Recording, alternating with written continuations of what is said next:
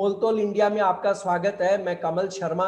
हमारे साथ हैं पृथ्वी फिनमार्ट मुंबई के कमोडिटी डायरेक्टर मनोज कुमार जैन। मनोज जी से हम हमारे कार्यक्रम इवनिंग विद बुलियन में चर्चा करेंगे सोने चांदी के रुझान पर। मनोज जी, फेड की मीटिंग होनी है, गोल्ड सिल्वर में ट्रेड करते समय क्या क्या सावधानियां बरती जाए आज? नमस्कार कमल जी। 2 दिन की यूएस फेडरल रिजर्व्स की मीटिंग आज से स्टार्ट हो रही है और उसके जो आउटकम्स हैं वो कल रात को 11:30 बजे यानी भारतीय समय के अनुसार जो हमारे एमसीएक्स के मार्केट क्लोज हो जाएंगे उसके बाद आएंगे। तो जो भी मीटिंग्स के आउटकम आएंगे उसका इम्पैक्ट अपने को गुरुवार के मार्केट में देखने को मिलेगा। हालांकि यहाँ ज़्यादातर जानकारों का मानना है कि यूएस की तरफ से यहाँ बॉन्ड टेपरिंग को लेकर के जो है अनाउंसमेंट आ सकती है। उसके चलते हमने सोने और चांदी की कीमतों में कल के सत्र से एक बार फिर दबाव बनते हुए देखा है। यहाँ पे यूएस फेडरल रिजर्व्स की तरफ से ब्याज दर, इन्फ्लेशन और बॉन्ड बाइंग प्रोग्राम, ये 3 चीज़ों को लेकर के जो कमेंट्स आएंगे वो काफ़ी कुछ मार्केट को आगे के समय के लिए दिशा निर्देश देते हुए नजर आएंगे। हालांकि हमने डॉलर इंडेक्स में एक बार फिर मजबूती आते हुए देखी है और आज यूएस 10 ईयर बॉन्ड यील्ड में भी बढ़त देखने को मिल रही है, जिसके चलते भी सोने और चांदी की कीमतों में तेजी पे थोड़ा रुकावट जो है वो देखने को मिल रही है। हमारा मानना है कि यूएस फेडरल रिजर्व्स की मीटिंग के पहले आज शाम को भी यूएस के रिटेल सेल्स और कोर रिटेल सेल्स के नंबर्स आने हैं, जिसके चलते भी यहाँ उठापटक जो है वो देखने को मिल सकती है।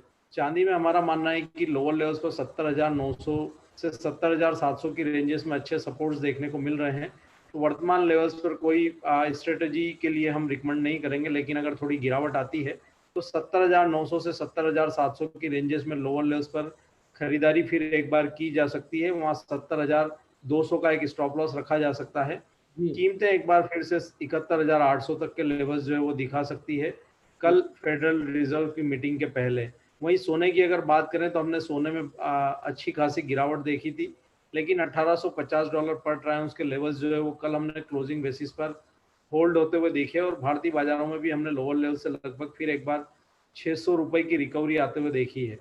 तो मेरा मानना है कि यहाँ पे अगर गिरावट आती है तो 48,100 48,200 की रेंजेस में खरीदारी की जा सकती है।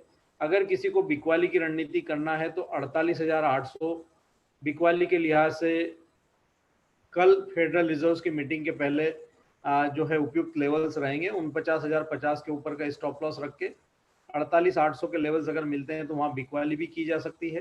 वहीं लोअर लेवल्स में 48,200 के आसपास खरीदारी की जा सकती है। तो यहाँ मीटिंग के पहले दोनों तरफ जो है रणनीति बनाने के मौके मिलेंगे। ऊपरी लेवल्स पर यहाँ बिकवाली की रणनीति भी की जा सकती है। वहीं अगर तेज गिरावट आती है तो लोअर लेवल्स पर खरीदारी की रणनीति भी यहाँ की जा सकती है। यानी फेड की जो मीटिंग है उसकी हर मिनट्स पर ध्यान रखना होगा ट्रेड करते समय। बिल्कुल, यहाँ पे जो इस बार की जो फेडरल रिजर्व की मीटिंग के मिनट्स आएंगे वो लंबी अवधि के लिए काफ़ी डायरेक्शनल होंगे, क्योंकि जिस तरह से ग्लोबल इन्फ्लेशन को लेकर के चर्चाएं हैं और अभी G7 की जो मीटिंग्स थी वहाँ पे भी जो G7 नेशंस के प्रमुख थे उन्होंने बढ़ते हुए इन्फ्लेशन पे चिंता जाहिर की थी। हालांकि उन्होंने ये कहा था कि जो इन्फ्लेशन है वो टेम्पररी है और ये सस्टेनेबल नहीं रहेगा, लेकिन जिस तरह से ग्लोबल ऑयल प्राइसेस में जो है बढ़त देखने को मिल रही है उसके चलते हमारा मानना है कि इन्फ्लेशन जो है लंबे समय तक एलिवेटेड रह सकते हैं। तो यहाँ पे फेडरल रिजर्व के जो कमेंट्स है वो काफ़ी इंपॉर्टेंट होंगे। एक बात और अब सुनने में आ रही कि यूरोप वगैरह में कई देशों में फिर से लॉकडाउन जैसी प्रक्रिया वापस शुरू हो रही है। वहां पर कोविड का नया संस्करण आया है जो बता रहे हैं कि काफी घातक है। अगर उस तरह की वापस कोई स्थिति आती है तो बुलियन बाजार पे आप कैसा असर देखते हैं? बिल्कुल कमल जी, यूके में हमने देखा है कि फिर एक बार जो है तेजी से केसेस जो है बढ़ते हुए दिखे हैं, तो उसके चलते यहाँ पे चिंताएं अभी भी बरकरार है। नया वेरिएंट जो है कोविड का डेल्टा प्लस जो है वो देखने को मिल रहा है और उसका जो असर है वो पिछले वेरिएंट से भी घातक जो है यहाँ पे साइंटिस्ट बता रहे हैं।